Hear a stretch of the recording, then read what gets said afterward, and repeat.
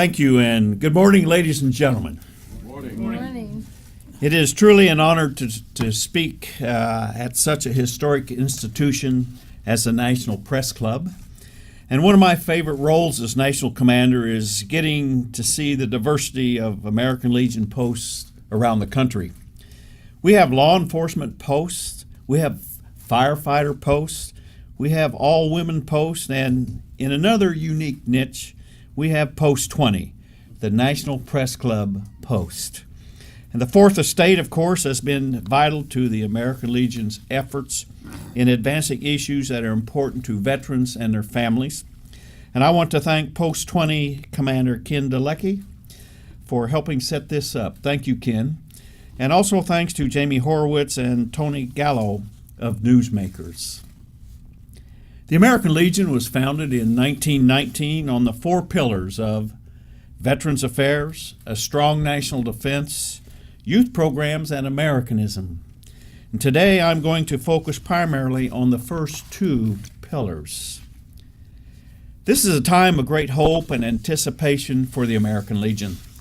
A new administration only comes to power every 4 or 8 years, and when a torch of that magnitude is passed, there is always a mix of optimism and concern for an issues-oriented and nonpartisan organization such as the American Legion. One of my predecessors as National Commander of the American Legion is Joe Frank. Joe served with the Army's 39th Engineer Battalion in Vietnam. In 1980, Joe was paralyzed from chest down due to wounds inflicted by a landmine.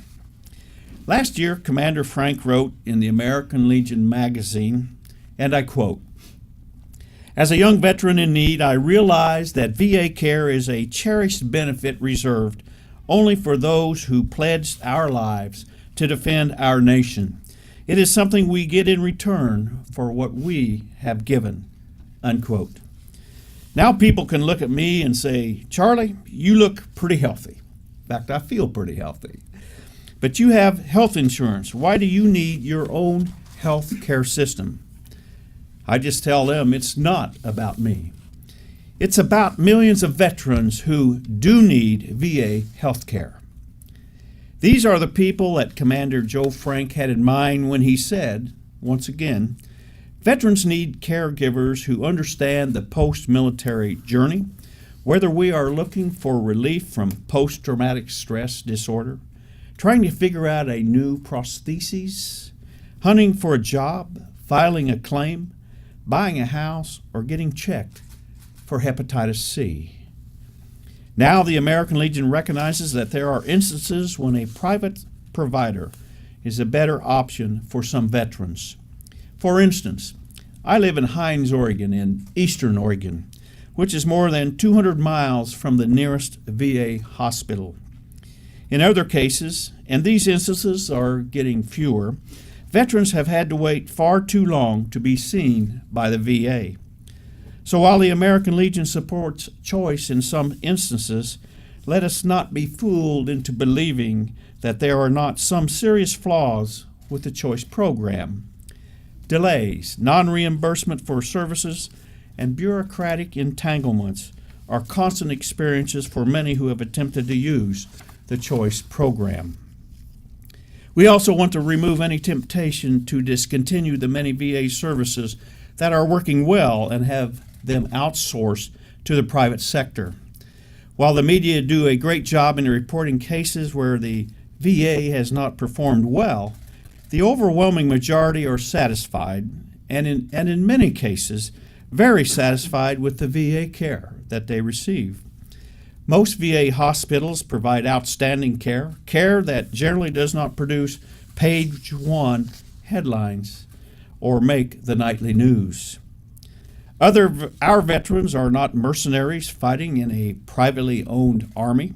They served in the United States military, and the United States government has a solemn obligation to care for them. It wasn't the private sector that sent our heroes to war. It was Uncle Sam.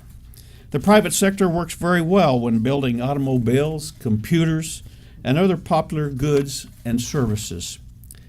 It is not the solution to make veterans whole again. Veterans are not commercial products. If you outsource veterans from VA, the cost for the remaining veterans who need it will go up. And if you think government-issued insurance cards or vouchers will truly cover the cost of seeing a private doctor, just take a look at what's happened to TRICARE over the last few years. Our top concern with VA health care is access. More veterans need access to services in a timely manner. During his confirmation hearings as VA Secretary, Dr. David Shulkin promised greater accountability, improved access, responsiveness, and expanded access within his department. He has said that he opposes privatization and that it would not happen under his watch. The American Legion has so far been impressed with Secretary Shulkin, but we do plan to hold his feet to the fire to help him deliver on those promises. On the benefits side of the House, much work needs to be done. We are disappointed that the last Congress did not pass bills to reform the lengthy appeals process for VA disability claims. Congress must pass a law to modernize an antiquated process that, if left alone, will result in veterans having to wait an average of 10 years by 2027 to hear a decision on their appeals. This is more than twice the time it took for the United States to fight and win World War II. According to VA's own 2016 numbers, nearly 500,000 appeal claims were waiting to be finally adjudicated. More than 80,000 claims were waiting for greater than 125 days. The American Legion finds this completely unacceptable. We believe the appeals modernization legislation, H.R. 457, introduced by Representative Dina Titus, will simplify and speed up the process, as well as make it more transparent. The House did its job in the last Congress, but the Senate refused to move on it. The Merit Systems Protection Board has repeatedly blocked any attempts to discipline poorly performing VA executives. We welcome the VA's efforts to shift senior executives from Title V to Title 38 status, which would expand its authority to remove inept or corrupt employees and corral the grievance process to a more manageable time. You cannot fire your way to excellence, but customer service needs to be priority one at a department that was created for veterans. Whistleblowers must also be protected so problems can be identified and corrected. Many veterans who were exposed to Agent Orange are still not covered for benefits to the dates or locations that they served. Storing and handling Agent Orange could be just as damaging to their health as spraying it. We also see high cancer rates among service members who participated in the cleanup work in Intotoak Atoll in the late 1970s. The atomic testing occurred there in the 1940s and 50s. But plutonium has a half-life of 24,000 years. Yet their request for assistance is routinely denied by the federal government. Traumatic brain injuries, severe burns, and amputations remain signature wounds of the war on terrorism. The fact that many of these wounded warriors are even alive reflects the significant improvements that have been made over the last few decades in the area of battlefield medicine. Now, we must help them with their recoveries. Our government must never turn its back on these heroes and their families who will need support for the rest of their lives. And if that makes making alternative therapies such as medicinal cannabis available, then so be it. Veterans' benefits can be expensive, but certainly not more expensive than war itself. Funding benefits for our heroes is a cost of war. In an all-volunteer force, it is essential that the military offer an attractive benefits package in order to recruit and retain the talented professionals needed to operate a lethal fighting force for the 21st century. The American Legion welcomes President Trump's promise to rebuild our military. More than half of all Marine Corps aircraft were unflyable this past December. Only 3 of the U.S. Army's 58th Total Brigade combat teams were considered ready for combat. The Air Force, the branch where I made a career, has a total of 5,500 aircraft. The average aircraft age is 27, older than many of the pilots that are flying them. In the early 1990s, the Air Force had 8,600 aircraft, a much larger force in a much safer world. What can I say about the Navy? I was just at Joint Base Hickam to observe the 75th anniversary of Pearl Harbor. I talked to survivors. I put my hands in the pockmarks strafed into the buildings by Japanese aircraft fire. If we learned anything from Pearl Harbor, it's that we must always be prepared. Military cuts and increased operations tempos have really had a major impact on our Navy's ability to protect our seas. A strong Navy is needed now, especially with the Chinese construction of artificial islands in the South China Sea and increased provocations by the governments of Iran and North Korea.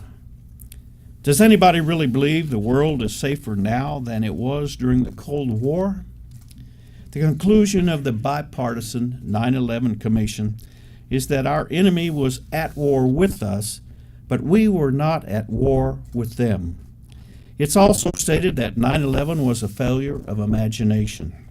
And it certainly is not hard to imagine that ISIS operatives would try to enter our country by claiming to be refugees. How do we know this? Because they openly said they will. And when mobs chant death to America and death to Israel, it isn't hard to imagine their ultimate goals.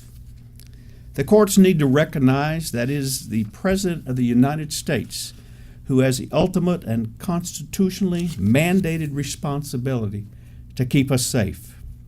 The White House released a list of 24 terror suspects from the 7 countries listed in the President's executive order, which attempted to suspend entry from those areas into this country. These suspects all were arrested by U.S. authorities over the last 8 years on terrorism charges after entering our country. The bottom line is that we need to take a very hard look at our immigration and entry policies. While we have been very effective at stopping terrorist attacks, look at what has been happening in France, Germany, Belgium, and Turkey. And as we have seen in Boston, San Bernardino, and Orlando, we won't be able to stop all of these horrendous attacks, but every attack that our authorities can stop is a valuable victory that saves an incalculable amount of lives.